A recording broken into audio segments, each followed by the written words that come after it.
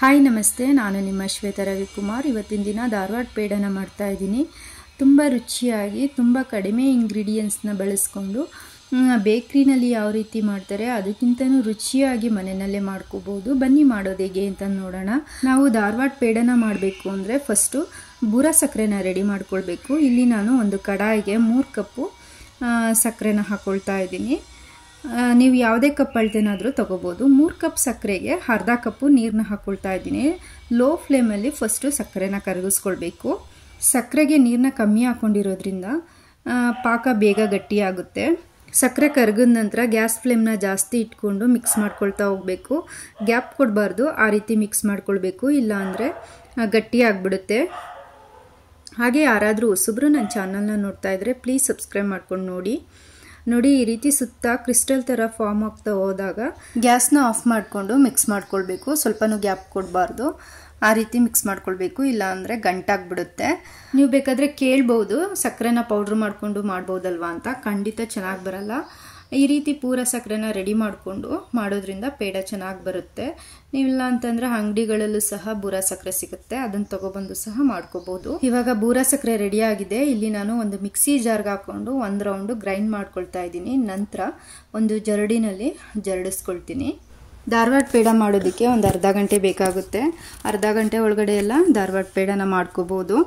ಇಲ್ಲಿ ನಾನು ಬೂರ ಸಕ್ಕರೆನ ಸ್ವಲ್ಪ ಜಾಸ್ತಿನೇ ಮಾಡ್ಕೊಂಡಿದ್ದೀನಿ, ಯಾಕಂದರೆ ನಮ್ಮ ಮನೆಯಲ್ಲಿ ಧಾರವಾಡ ಪೇಡನ ತುಂಬ ಇಷ್ಟಪಡ್ತಾರೆ. ಹಾಗಾಗಿ ಅವಾಗವಾಗ ಮಾಡ್ತಾ ಇರ್ತೀನಿ. ಅದಕ್ಕೋಸ್ಕರ ನಾನು ಸ್ವಲ್ಪ ಜಾಸ್ತಿನೇ ಮಾಡಿ ಇಟ್ಕೊಳ್ತಾ ಇದ್ದೀನಿ. ನೋಡ್ತಾ ಇರ್ಬೋದು, ಜರಡಿ ಹಿಡಿದ್ಮೇಲೆ ಲಾಸ್ಟಲ್ಲಿ ಸಕ್ಕರೆ ಇರುತ್ತಲ್ಲ, ಅದನ್ನು ಕಾಫಿ ಅಥವಾ ಟೀಗೆ ಬಳಸ್ಕೋಬೋದು. ಇವಾಗ ಇದನ್ನು ಒಂದು ಸೈಡ್ಗೆ ಎತ್ತಿಟ್ಕೊಂಡು ನಂತರ ಇಲ್ಲಿ ನಾನು ಒಂದು ಕಡಾಯಿಗೆ 2 ಟೇಬಲ್ ಸ್ಪೂನು ತುಪ್ಪನ ಹಾಕ್ಕೊಳ್ತಾ ಇದ್ದೀನಿ. ತುಪ್ಪ ಕಾದ ನಂತರ ಇಲ್ಲಿ ನಾನು 2 ಕಪ್ಪು ಹಾಲಿನ ಪೌಡ್ರನ್ನ ಹಾಕ್ಕೊಳ್ತಾ ಇದ್ದೀನಿ. ಅಂಗನವಾಡಿಗಳಲ್ಲಿ ಕೊಡ್ತಾರಲ್ಲ ಹಾಲಿನ ಪೌಡ್ರು, ಅದನ್ನು ಬಳಸ್ತಾ ಇರೋದು. ನೀವು ಯಾವುದೇ ಬ್ರ್ಯಾಂಡ್ ಹಾಲು ಪೌಡ್ರನ್ನ ಬಳಸ್ಕೊಂಡು ಮಾಡ್ಕೋಬೋದು. ಅಂಗನವಾಡಿಗಳಲ್ಲಿ ಬಸರಿದಿರ್ಗೆ ಬಾಣ್ತಿದ್ದಿರ್ಗೆ ಕೊಡ್ತಾರಲ್ಲ ಆ ಪೌಡ್ರನ್ನ ಹಾಕ್ಕೊಳ್ತಾ ಇರೋದು. ಇವಾಗ ಸ್ವಲ್ಪನೂ ಗ್ಯಾಪ್ ಕೊಡ್ದಂಗೆ ಫ್ಲೇಮ್ನ ಕಮ್ಮಿ ಇಟ್ಕೊಂಡು ಹಾಲಿನ ಪೌಡ್ರನ್ನ ಹುರ್ಕೊಳ್ಬೇಕು. ಬೇಗ ತಳ ಹಿಡಿದು ಬಿಡುತ್ತೆ ಹಾಲಿನ ಪೌಡ್ರು, ಹಾಗಾಗಿ ಸ್ವಲ್ಪನೂ ಗ್ಯಾಪ್ ಕೊಡಬಾರ್ದು. ಆ ರೀತಿ ಮಿಕ್ಸ್ ಮಾಡ್ಕೊಳ್ತಾ ಹುರ್ಕೊಳ್ಬೇಕು. ಹುರಿತಾ ಹಾಲಿನ ಪೌಡ್ರ್ ಕಲರ್ ಚೇಂಜ್ ಆಗ್ತಾ ಹೋಗುತ್ತೆ. ಗೋಲ್ಡನ್ ಬ್ರೌನ್ ಕಲರ್ ಬರೋವರೆಗೂ ಚೆನ್ನಾಗಿ ಹಾಲಿನ ಪೌಡರ್ನ ಹುರ್ಕೊಳ್ಬೇಕು. ಇದನ್ನು ಹುರಿಯೋದಕ್ಕೆ ನನಗೆ ಒಂದು 20 ಮಿನಿಟ್ಸ್ ಟೈಮ್ ಹಿಡೀತು. ನೋಡ್ತಾ ಇರ್ಬೋದು ಕಲರ್ ಯಾವ ರೀತಿ ಚೇಂಜ್ ಆಗ್ತಾ ಇದೆ ಅಂತ. ಹಾಗೆ ಈ ವಿಡಿಯೋ ಇಷ್ಟವಾದರೆ ಪ್ಲೀಸ್ ಒಂದು ಲೈಕ್ ಮಾಡಿ, ನಿಮ್ಮ ಫ್ರೆಂಡ್ಸ್ ಆ್ಯಂಡ್ ಫ್ಯಾಮಿಲಿಗೆ ಶೇರ್ ಮಾಡಿ. ಹಾಗೆ ಸಬ್ಸ್ಕ್ರೈಬ್ ಮಾಡ್ಕೊಂಡು ನೋಡ್ತಾ ಇರ್ಬೋದು ಯಾವ ರೀತಿ ಹಾಲಿನ ಪೌಡರ್ ಕಲರು ಚೇಂಜ್ ಆಗಿದೆ ಅಂತ. ನೋಡಿ, ಈ ರೀತಿ ಗೋಲ್ಡನ್ ಬ್ರೌನ್ ಕಲರ್ ಬರೋವರೆಗೂ ಹಾಲಿನ ಪೌಡರ್ನ ಹುರ್ಕೋಬೇಕು. ಇದು ಪರ್ಫೆಕ್ಟ್ ಆಗಿರುವಂಥದ್ದು. ಇಲ್ಲ ಅಂತ ಅಂದರೆ ಪೇಡ ಚೆನ್ನಾಗಿ ಬರಲ್ಲ, ನೀವೇನಾದರೂ ಹಾಲಿನ ಪೌಡರ್ನ ಸರಿಯಾಗಿ ಹುರ್ಕೊಳ್ಳಿಲ್ಲ ಅಂತ ಅಂದರೆ. ನೆಕ್ಸ್ಟು ಇವಾಗ ಇದಕ್ಕೆ ಹಾಲನ್ನ ಹಾಕ್ಕೊಂಡು ಮಿಕ್ಸ್ ಮಾಡ್ಕೊಳ್ತಾ ಬೇಯಿಸ್ಕೊಳ್ಬೇಕು. ಇಲ್ಲಿ ನಾನು ಯಾವ ಕಪ್ ಅಳತೆನಲ್ಲಿ ಸಕ್ಕರೆ ಮತ್ತು ಹಾಲಿನ ಪೌಡರ್ನ ತೊಗೊಂಡಿದ್ದೀನಲ್ಲ, ಅದೇ ಕಪ್ ಅಳತೆನಲ್ಲಿ 1 ಕಪ್ಪು ಹಾಲನ್ನ ತೊಗೊಳ್ತಾ ಇದ್ದೀನಿ ಮೊದಲು. ಇವಾಗ ಸ್ವಲ್ಪನೇ ಹಾಲನ್ನ ಹಾಕ್ಕೊಂಡು ಮಿಕ್ಸ್ ಮಾಡ್ಕೊಳ್ತಾ ಬೇಯಿಸ್ಕೊಳ್ಬೇಕು. ಒಂದೇ ಸಲ ಹಾಲನ್ನ ಹಾಕ್ಕೋಬಾರ್ದು, ನೋಡಿಕೊಂಡು ಸ್ವಲ್ಪನೇ ಹಾಕ್ಕೊಂಡು ಮಿಕ್ಸ್ ಮಾಡ್ಕೊಳ್ಬೇಕು. ಗ್ಯಾಸ್ ಫ್ಲೇಮ್ನ ಸಿಮ್ಮಲ್ಲಿ ಇಟ್ಕೊಂಡು ಮಿಕ್ಸ್ ಮಾಡ್ಕೊಳ್ತಾ ಬೇಯಿಸ್ಕೊಳ್ಬೇಕು, ಇಲ್ಲಾಂದರೆ ತಳ ಹಿಡಿದ್ಬಿಡುತ್ತೆ.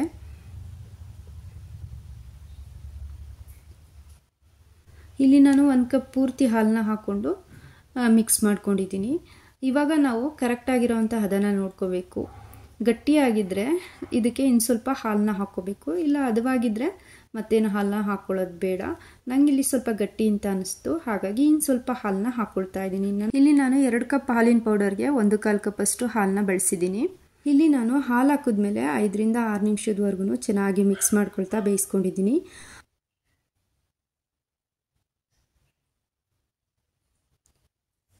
ಹಾಲು ಪೌಡರು ಹಾಲನ್ನ ಬೇಗ ಅಬ್ಸರ್ವ್ ಮಾಡ್ಕೊಳ್ಳುತ್ತೆ.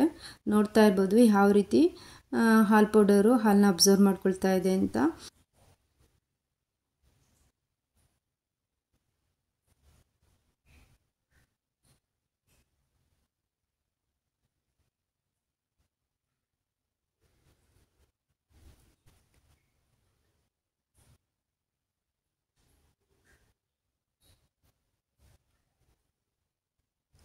ನೋಡಿ, ಇವಾಗ ಪರ್ಫೆಕ್ಟ್ ಹದವಾಗಿದೆ.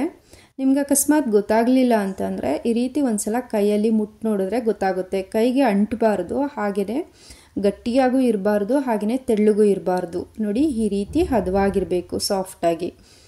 ಇದು ಕರೆಕ್ಟಾಗಿರುವಂಥದ್ದು. ಇವಾಗ ಸ್ಟವ್ನ ಆಫ್ ಮಾಡಿಕೊಂಡು ಇದನ್ನು ಒಂದು ಬೌಲ್ಗೆ ತೆಗೆದಿಟ್ಕೋಬೇಕು. ಇದು ಕಂಪ್ಲೀಟು ತಣ್ಣಗಾಗಬೇಕು. ಬಿಸಿ ಇರುವಾಗಲೇ ಸಕ್ಕರೆನ ಸೇರಿಸಬಾರ್ದು. ಇವಾಗ ಇದು ಪೂರ್ತಿ ಕಂಪ್ಲೀಟ್ ತಣ್ಣಗಾದ್ಮೇಲೆ ಪೇಡ ಉಂಡೆ ಕಟ್ಟೋದಕ್ಕೆ ಒಂದು 5 ನಿಮಿಷ ಟೈಮ್ ಹಿಡಿಯುತ್ತೆ ಅಷ್ಟೇ. ನೋಡ್ತಾ ಇರ್ಬೋದು ಪೂರ್ತಿ ತಣ್ಣಗಾಗಿದೆ. ಇವಾಗ ಇದಕ್ಕೆ ಏಲಕ್ಕಿ ಪೌಡ್ರನ್ನ ಹಾಕ್ಕೊಳ್ತಾ ಇದ್ದೀನಿ. ನಂತರ ಇದಕ್ಕೆ ಬೂರ ಸಕ್ಕರೆನ ಹಾಕ್ಕೊಂಡು ಮಿಕ್ಸ್ ಮಾಡ್ಕೊಳ್ಬೇಕು. ಸ್ವೀಟ್ನ ನೋಡಿಕೊಂಡು ಹಾಕ್ಕೋಬೇಕು.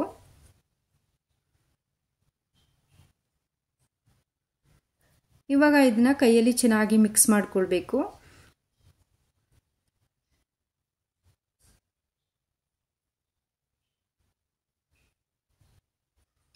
ಇವಾಗ ಇದನ್ನು ಮಿಕ್ಸ್ ಮಾಡಾದ್ಮೇಲೆ ಸ್ವಲ್ಪ ತಿಂದು ನೋಡಬೇಕಾಗುತ್ತೆ. ಸ್ವೀಟ್ ಕರೆಕ್ಟಾಗಿದ್ದರೆ ಸಕ್ಕರೆನ ಹಾಕೋದೇನು ಬೇಕಾಗಿಲ್ಲ. ಸ್ವಲ್ಪ ಏನಾದರೂ ಸ್ವೀಟ್ ಕಮ್ಮಿ ಇತ್ತು ಅಂತಂದರೆ ಬೂರ ಸಕ್ಕರೆನ ಸೇರಿಸ್ಕೋಬೇಕಾಗುತ್ತೆ.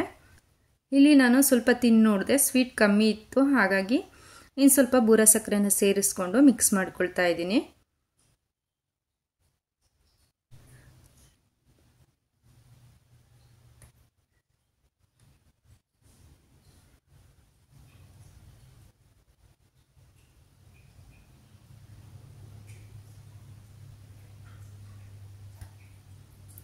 ಇವಾಗ ಉಂಡೆನ ಕಟ್ಕೋಬೇಕಾಗುತ್ತೆ. ಧಾರವಾಡ ಪೇಡಕ್ಕೆ ಇಂಥದ್ದೇ ಶೇಪು ಅನ್ನೋದೇನಿಲ್ಲ, ಯಾವ ರೀತಿ ಬೇಕಾದ್ರೂ ನೀವು ಉಂಡೆನ ಕಟ್ಕೋಬೋದು. ಈ ರೀತಿ ಉಂಡೆನ ಕಟ್ಕೊಂಡ್ಮೇಲೆ ಬೂರ ಸಕ್ಕರೆನ ಒಂದು ಪ್ಲೇಟ್ಗೆ ಹಾಕ್ಕೊಂಡು ಆ ಬೂರ ಸಕ್ಕರೆಗೆ ಈ ಉಂಡೆನ ಡಿಪ್ ಮಾಡಬೇಕು. ನೋಡಿ ಈ ರೀತಿ ನೀಟಾಗಿ ಡಿಪ್ ಮಾಡ್ಕೋಬೇಕು.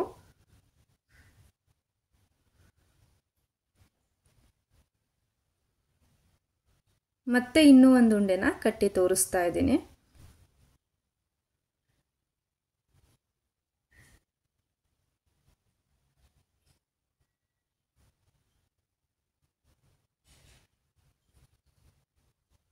ನೋಡಿ ಈ ರೀತಿ ನೀಟಾಗಿ ಬೂರ ಸಕ್ಕರೆನ ಡಿಪ್ ಮಾಡಬೇಕು.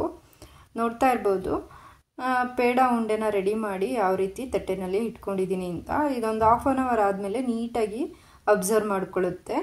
ನೋಡಿದ್ರಲ್ಲ ಯಾವ ಥರ ಧಾರವಾಡ ಪೇಡನ ತುಂಬ ಸುಲಭವಾಗಿ ಮಾಡ್ಬೋದು ಅಂತ. ಈ ವಿಡಿಯೋ ನಿಮಗೆ ಇಷ್ಟವಾದಲ್ಲಿ ಲೈಕ್ ಮಾಡಿ, ಶೇರ್ ಮಾಡಿ, ಕಮೆಂಟ್ಸ್ ಮಾಡಿ, ಸಬ್ಸ್ಕ್ರೈಬ್ ಮಾಡ್ಕೊಳ್ಳಿ. ಪಕ್ಕದಲ್ಲೇ ಬರುವಂಥ ಬೆಲ್ ಐಕಾನ್ ಕ್ಲಿಕ್ ಮಾಡಿ. ಈ ವಿಡಿಯೋ ನೋಡಿದ್ದಕ್ಕಾಗಿ ತಮ್ಮೆಲ್ಲರಿಗೂ ಧನ್ಯವಾದಗಳು.